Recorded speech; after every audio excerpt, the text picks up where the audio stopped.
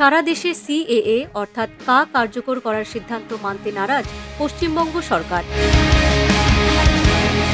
কেন্দ্রীয় স্বরাষ্ট্র মন্ত্রকের সিদ্ধান্তকে অস্বীকার করেছেন পশ্চিমবঙ্গের মুখ্যমন্ত্রী মমতা বন্দ্যোপাধ্যায়। একবার নয়, হাজারবার আমরা মানছি না, আমরা মানব না। তিনি ঘোষণা করেছেন যে তিনি কখনোই পশ্চিমবঙ্গে সিএএ কার্যকর হতে দেবেন না। কিন্তু মমতা বন্দ্যোপাধ্যায়ের এই সিদ্ধান্ত কেন? মমতা বন্দ্যোপাধ্যায় পশ্চিমবঙ্গে বাংলাদেশের বিপুল সংখ্যক নির্যাতিত হিন্দুদের নাগরিকত্ব দেওয়ার বিরোধিতা করেছেন। সিএ কার্যকর হলে বিজেপি পশ্চিমবঙ্গে রাজনৈতিক লাভ করতে পারবে এবং তৃণমূল কংগ্রেস মাটিতে পড়ে যাবে, এই ভয়েই কি মমতা বন্দ্যোপাধ্যায় উত্তেজিত?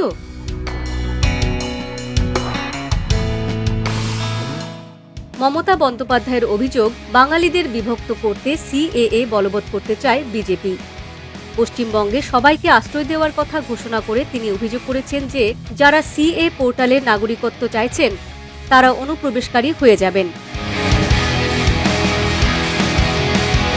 এটা ইতিমধ্যেই স্পষ্ট যে বিজেপি সরকার লোকসভা নির্বাচনের আগে একটি মাস্টার স্ট্রোক নিয়েছে।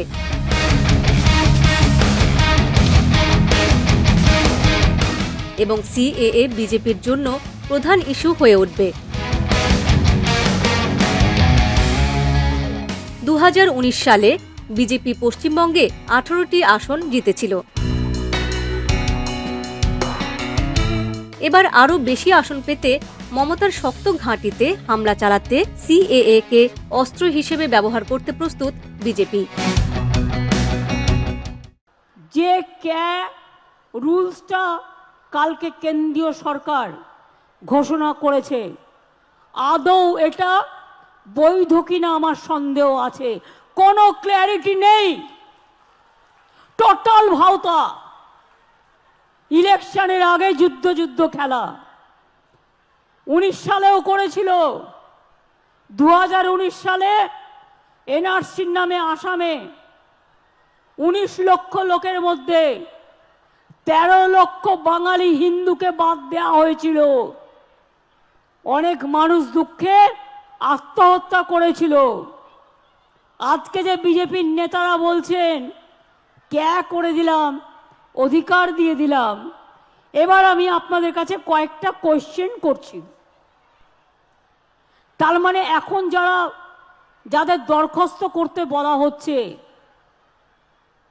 তার মানে তারা যেই দরখাস্ত করবেন সঙ্গে সঙ্গে তারা নাগরিক থাকা সত্ত্বেও আপনারা বেআইনি অনুপ্রবেশকারী হয়ে যাবেন। তাহলে আপনাদের সম্পত্তি কি হবে? আপনাদের চাকরি বাকরি কি হবে? আপনাদের ছেলে মেয়েদের পড়াশুনো কি হবে? সবটাই বেআইনি ডিক্লেয়ার হয়ে যাবে। আপনাদের কোনো অধিকার থাকবে না। এটা অধিকার কারার খেলা।